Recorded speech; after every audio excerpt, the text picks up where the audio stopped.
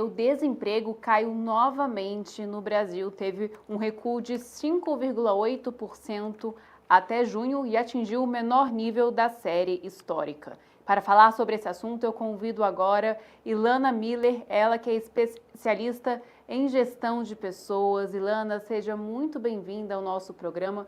O que pode ter explicado esse recuo no desemprego no Brasil? Muito obrigada pelo convite.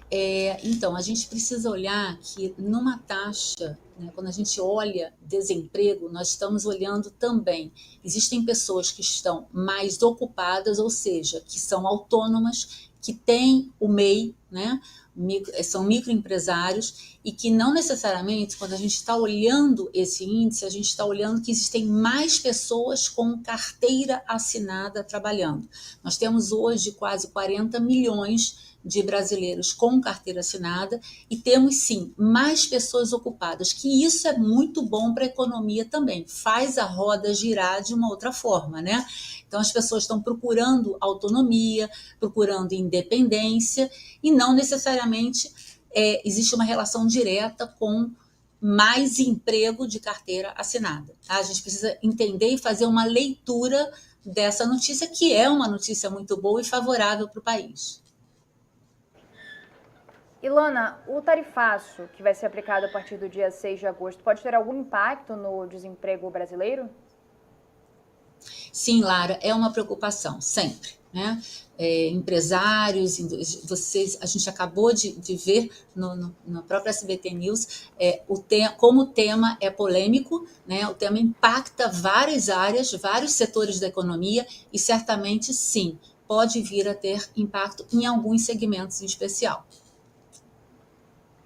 E a gente fala também muito sobre o trabalho informal no Brasil.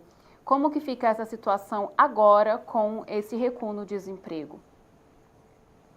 Então, o que a gente percebe a gente alguns meses para cá, tem mais incentivo, né? O microempresário, o brasileiro tem mais incentivo para não ficar na informalidade.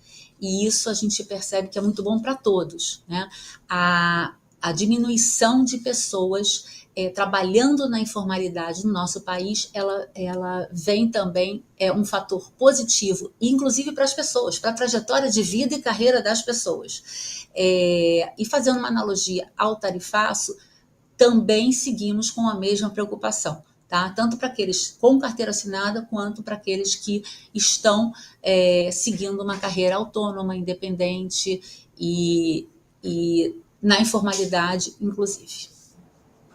Agora, Ilana, a gente pode esperar para os próximos meses, claro que a gente tem esse ponto do tarifaço, que é muito importante, como você falou, ainda é um cenário de incerteza, a gente conversa com economistas e eles falam, né, a mesma coisa, que a gente só vai conseguir ter o impacto real das tarifas sobre o Brasil depois que elas tiverem sido aplicadas e com o tempo ali, né, a gente vai ter, depois de um período, essa real noção desse impacto, quanto atingiu a economia brasileira, essas tarifas dos Estados Unidos sobre o nosso país. Mas, se a gente conseguir tirar isso do jogo nesse momento e pensar sobre como o Brasil vinha caminhando, economicamente falando, e também quando a gente trata de trabalho, de emprego, a gente pode esperar para os próximos meses mais recuo no desemprego? Olha, é algo que está mexendo com todas as esferas e, como você falou, a gente precisa de histórico, né? Não gosto de ansiedade, de adivinhar. A gente que trabalha com pessoas, né? A gente precisa ser otimista e realista. Então, nesse momento, o que eu sempre recomendo, né, como educadora, como desenvolvedora de pessoas, é imprescindível que cada um de nós dê muita atenção à sua área de atuação, a sua carreira, a estudos. Existe uma infinidade de recursos hoje, ferramentas, inclusive gratuitas, que a gente pode consultar e aprender. Então, o que eu sinto falta se a gente paralisa com medo, com receio, porque vem tarifado, toda hora tem uma novidade. e mundialmente falando, né?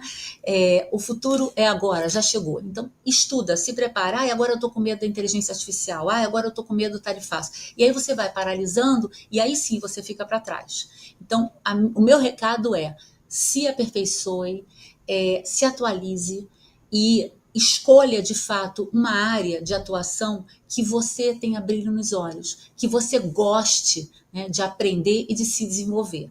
E aí sim, ao longo da vida, a gente vai ter vários impactos, né? Na nossa vida pessoal a gente não tem, mudanças acontecem sempre e são incontroláveis. Então o que você pode controlar cuide de você, da sua carreira e se atualize. Isso que eu ia te perguntar, Ilana, você acha que ainda falta no brasileiro uma vontade de se atualizar, de se especializar? Porque a gente vê em muitos países desenvolvidos as pessoas correndo atrás, fazendo cursos. Isso vem desde a infância também, no incentivo na escola. O que falta no brasileiro, então, para ele buscar mais uma especialização, mesmo que seja uma coisa básica do dia a dia, que não necessite tanta demanda de estudo, mas uma especialização que vai ajudá-lo a inseri-lo no mercado de trabalho? Gabriela, é importantíssimo o que você está falando. E o que falta para a gente é criar hábito. Então, nós temos que sim, assim como a gente fala tanto de preocupação de saúde física e mental, fazer exercícios, né? Então, ler um livro é criar um hábito. E muitos dizem, Ilana, estudar me dá preguiça. Sim, aí você vai ficar para trás. Então, se você todo dia se compromete vou ler um capítulo de um livro, vou assistir uma palestra. Quantas palestras a gente vê interessantes, gratuitas, que às vezes em 15, 20 minutos você aprendeu e muito. Então, criar essa rotina, e aí desde criança, né? Que em casa, que as famílias estimulem o estudo continuado e que nós adultos, que a gente jamais deixe isso de lado. Se você tem tempo para se divertir, se você tem tempo para outras ações, fazer teu esporte predileto, por que não incluir nessa rotina preparo, educação, leitura, cursos, porque isso vai favorecer sim, independente de qualquer movimento externo da sua carreira. Ilana, quais ações a gente pode esperar do poder público para que possamos observar no Brasil novos recuos no desemprego? Olha, em relação ao poder público, a gente tem percebido, aqui no Rio, por exemplo, né, eu trabalho de forma voluntária junto a algumas organizações e a gente tem feito, inclusive, o poder público também tem influenciado cada vez mais trilhas de educação, conhecimento. A gente precisa aproximar, né, como a Gabriela trouxe. O que está acontecendo que talvez o brasileiro não estude? Então, chegar junto, poder público e privado, incentivo à educação, incentivo a buscar essas habilidades que a Gabriela mencionou, sair da zona de conforto. E esse trabalho, organizações e poder público é essencial. A gente não pode apenas esperar do governo e a gente tem que fazer acontecer, né? E nós percebemos isso em vários, mundialmente falando, em vários países. Existem aqui ainda salas de aula que estão vazias e que são oferecidos cursos e que a gente não vai. Então, milagre não há, tanto do poder público quanto do privado. A gente precisa, sim, nós sairmos da nossa, como eu repetindo, zona de conforto. A gente precisa estudar, a gente precisa se capacitar e o poder público chegar junto e incentivar ainda mais essa atitude.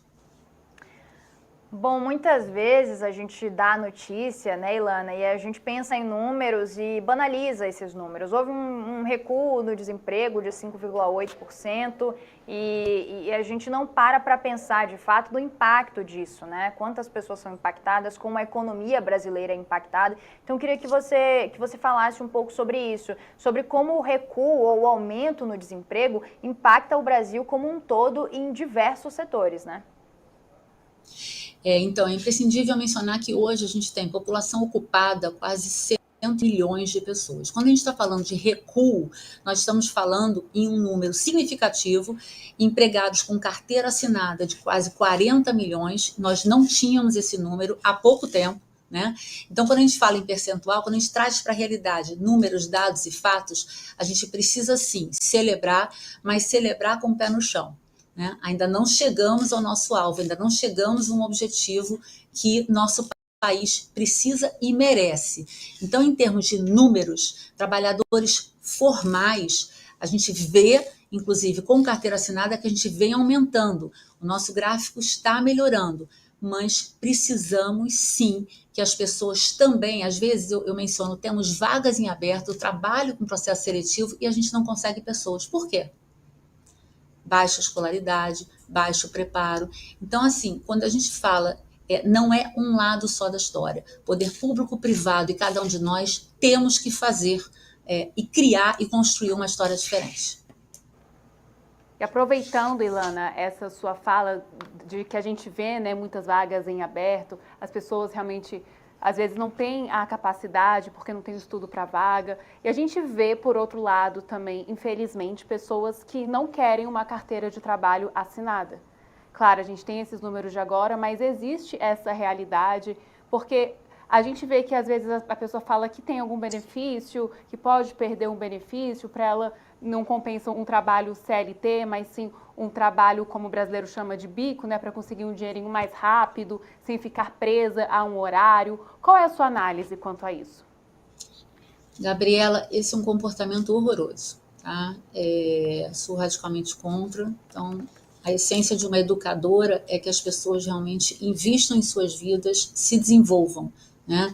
E aquele jeitinho brasileiro a gente precisa deixar longe da gente, muito para trás, porque a gente não constrói uma nova história, um novo país com essa ginga que você falou, eu tenho um benefício e aí eu não posso aceitar um emprego porque, enfim, isso não é bacana. Isso não é pensar em futuro, inclusive para a sua vida, para a sua carreira, isso não é investimento em você. Então, para e pensa o que você está construindo daqui para frente. E aí a gente vai impactar em números para o país, né? Esses números que a gente traz, o último estudo que a gente fez do país, a gente percebe melhorias, mas a gente precisa trabalhar com força a cabeça do brasileiro. A mentalidade deve ser outra, e não é essa que você mencionou. Ilana Miller, muito obrigada pela sua participação, por todos os esclarecimentos aqui no nosso programa, e seja sempre muito bem-vinda. Boa tarde. Obrigada a vocês, e que a gente evolua cada vez mais, né? Com certeza.